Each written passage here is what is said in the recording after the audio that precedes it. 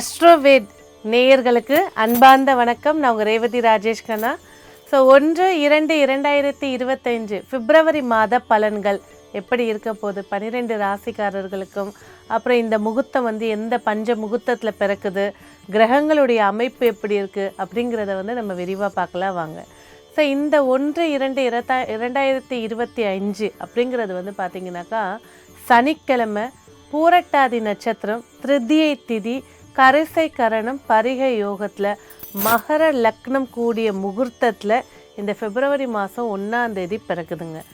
இந்த பிப்ரவரி மாதம் 1ஆம் தேதி என்ன கிரக அமைப்பில் இருக்குது அப்படிங்கிறத பார்க்கலாங்களா. அதாவது பார்த்திங்கன்னா மகர லக்னம், லக்னத்தில் சூரியனும் புதனும் அமர்ந்திருக்காங்க. 2ஆம் இடம் சொல்லக்கூடிய கும்பத்தில் சந்திர பகவானும் சனி பகவானும் இணைஞ்சிருக்காங்க. 3ஆம் பாவம் சொல்லக்கூடிய மீனத்தில் ராகு பகவானும் சுக்கிர பகவானும், 5ஆம் பாவத்தில் குரு பகவானும், 6ஆம் பாவத்தில் செவ்வாய் பகவானும், 9ஆம் பாவத்தில் கேது பகவானும், அதே போல் 10ஆம் இடம் சொல்லக்கூடிய துலாத்தில் மாந்தியும் இணைஞ்சு இந்த மாதம் பிறக்குதுங்க. இந்த மாதத்தில் கிரகத்தினுடைய ஸ்தான பலம் பேசும்போது பார்த்திங்கனாக்கா புதன், குரு, செவ்வாய் 3 பேருமே வக்கரகிருதியில் உட்கார்ந்துருக்காங்க அதிபலமாக. இதில் செவ்வாய் பகவான் பார்த்திங்கனாக்கா கடந்த 5 மாதங்களாக வக்ரகதியிலையும் ப்ளஸ் பார்த்திங்கன்னா இந்த கடகத்துலேயும் மிதுனத்துலேயும் பயணிச்சிட்ருக்காரு. இது குறிப்பிட்ட ஆண்டுகளுக்கு ஒரு முறை தான் இந்த பயணங்கள் ரொம்ப நாளாக. ஏன்னா செவ்வாய் பகவான் ஒரு ராசியில் 45 நாள் தான் இருப்பார். ஆனால் குறிப்பிட்ட ஒரு 4 மாதங்களாக இதில் பயணிக்கிறது ஒரு பலனை சுட்டி காட்ட போகுது. அதே நேரத்தில் பார்த்திங்கன்னா லக்னத்தில் புதன் திக்பலமாக உட்கார்ந்துருக்காரு. 3ஆம் இடத்துல சுக்கிர பகவான் உச்ச நிலையை தொட்டு பயணிச்சிட்ருக்காரு. இந்த கிரக அமைப்பில் இந்த 12 ராசிக்காரர்கள், மேஷம் முதல் மீனம் வரை இந்த 12 ராசிக்காரர்களுக்கு இந்த பிப்ரவரி மாத பிறப்பு எப்படி இருக்க போது வாங்க விரிவாக பார்க்கலாம். 1-2-2025 பிப்ரவரி மாத பலன்கள். மேஷ ராசி. மேஷ ராசி சொல்லும் போது பார்த்திங்கனாக்கா ஆட்டினுடைய சின்னத்தை கொண்டது மேஷ ராசி. இந்த மேஷ ராசிக்கு அதிபதியானவர் பார்த்திங்கன்னா செவ்வாய் பகவான். இந்த செவ்வாய் பகவான் 3ஆம் பாவத்தில் வக்ரகதியில் உட்கார்ந்துருக்காருங்க. வக்கரம்னு எடுக்கும்போது பார்த்திங்கனாக்கா அதிபலம் அப்படின்ற ஒரு பலமும் உண்டு. அப்போ முயற்சிகள் வெற்றியை ஏற்படுத்தி தரப்போகுது, புதிய திருப்பு முனைகள் ஏற்படுத்தி தரப்போகுது, இடமாற்றங்கள், சிறுதூர பயணங்கள் வெற்றியை அமைச்சு தரப்போகுது. ரொம்ப நாளாக இருந்துட்டு வந்த ஒரு கடன் பிரச்சனைக்கான தீர்வுக்கான ஆலோசனைகள் கிடைக்க போகுது. 2ஆம் இடத்துல குரு பகவான் வக்ரம் பெற்று இருக்கிறதுனால நிறைய செலவுகளை ஏற்படுத்தி தரப்போகுது. மேலும் பார்த்திங்கனாக்கா இந்த மேஷராசி நேயர்களுக்கு இந்த 2025 பிப்ரவரி மாதம் எப்படி இருக்க போது வாங்க விரிவாக பார்க்கலாம். 1-2-2025 பிப்ரவரி மாத பலன்கள். மேஷராசி.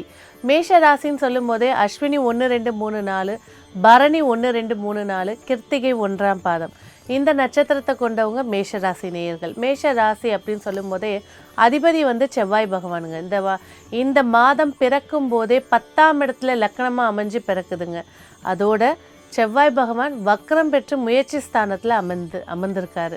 அப்போது முயற்சிகள் வெற்றியை ஏற்படுத்தி தரப்போகுது. பதவி சார்ந்த பேச்சுவார்த்தைகளில் ஜாதகர் அமைதியாக இருப்பது சிறப்பை ஏற்படுத்தி தரப்போகுது. இஎன்டி சம்பந்தப்பட்ட பிரச்சனைகள் உள்ளவங்க அதை கொஞ்சம் கவனமாக இருக்கிறது சிறப்பை ஏற்படுத்தி தரப்போகுது. 2ஆம் இடத்துல குரு பகவான் அமர்ந்து பொருளாதார நிலையை நிலைப்படுத்தி தரப்போகிறாரு.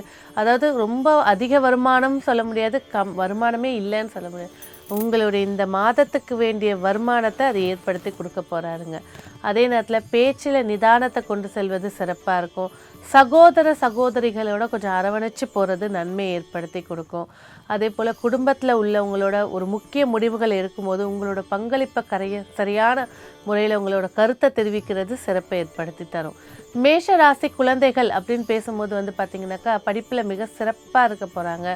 அதே நேரத்தில் மேஷத்துக்கு 10ஆம் இடத்துல சூரிய பகவான் திக்பலம் பெற்று அமர்ந்திருக்கிறது குழந்தைகள் நல்ல மதிப்பெண். அதாவது இந்த பிப்ரவரி தொடங்கிடுச்சு, 10th +1 +2 காலேஜில் இருக்கக்கூடிய செமஸ்டர் இதிலெல்லாம் கவனம் செலுத்தக்கூடிய காலகட்டமாக இதை ஆரம்பிச்சிருக்கோம். பிள்ளைகள் நல்லா படித்து நல்ல மதிப்பெண் எடுக்க போகிறாங்க. அதே நேரத்தில் உடம்புல நோய் எதிர்ப்பு சக்தி குறைஞ்சிருக்கிறதுனால அதில் கொஞ்சம் கவனம் செலுத்துறது இன்னும் சிறப்பை ஏற்படுத்தி தரும்.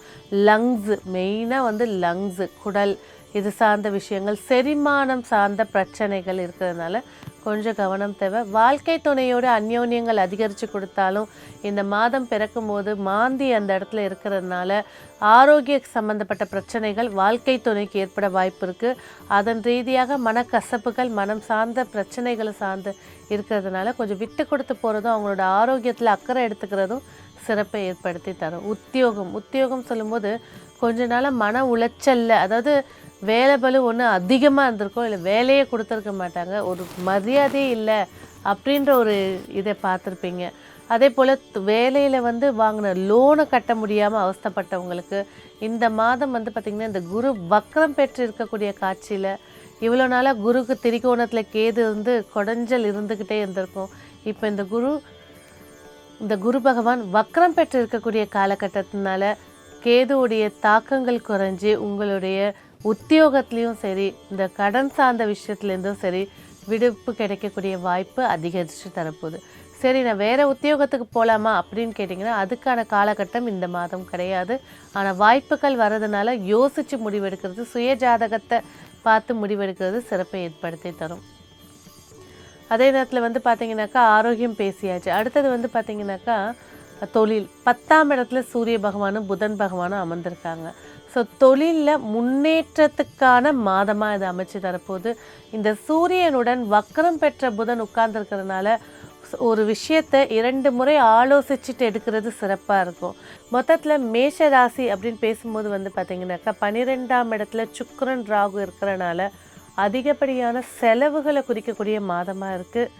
அதே போல் ராகு கேதுவுடைய மிட் பாயிண்டில் 4ஆம் பாவமும் 10ஆம் பாவமும் இருந்தாலும் 10ல் சூரியன் திக்பலமாக இருக்கிறதுனால தொழில்கள், கௌரவம், மதிப்பு, மரியாதை இதெல்லாம் சிறப்பு ஏற்படுத்தி தரும். தாயாருடைய ஆரோக்கியத்துலேயும் சரி, பூர்வீக சொத்துலேயும் சரி கொஞ்சம் கவனமாக இருக்கிறது சிறப்பை ஏற்படுத்தி தரும். இந்த மாதம் உங்களுக்கு வெற்றியையும் அதிர்ஷ்டத்தையும் ஏற்படுத்தி கொடுக்கக்கூடிய வண்ணம் அப்படின்னு பார்த்தீங்கன்னாக்கா சிவப்பு வண்ணம். உங்களுக்கான வெற்றிக்கான எண் 9. உங்களுக்கான மிரக்கல்ஸை ஏற்படுத்தி கொடுக்கக்கூடிய சின்ன ஒரு வழிபாடு, அதாவது சயன கோலத்தில் சர்பத்தின் மீது ஆதிசேஷன் சொல்லக்கூடிய சர்பத்தின் மேலே சாஞ்சி படுத்திருக்கக்கூடிய மகாவிஷ்ணு பகவானை உங்கள் வீட்டு அருகில் எங்கே இருந்தாலும் சரி, சயன கோலம் இல்லையா ஸ்ரீரங்கம் நிறைய இடத்துல இருக்குங்க பக்கத்துலேயே கூட. ஸோ அந்த கோவிலுக்கு உங்களோட ஜென்ம நட்சத்திரம் அல்லது பிறந்த கிழமை அன்னைக்கு போயிட்டு அவருக்கு நல்ல ஒரு நெய் தீபம் ஏற்றி துளசி மாலை சாத்தி மனசார பிரார்த்தனை பண்ணிட்டு வாங்க. இந்த மாதம் உங்களுக்கு மிகப்பெரிய வெற்றிகரமான மாதமாக அமைய வாழ்த்துக்கள். நன்றி.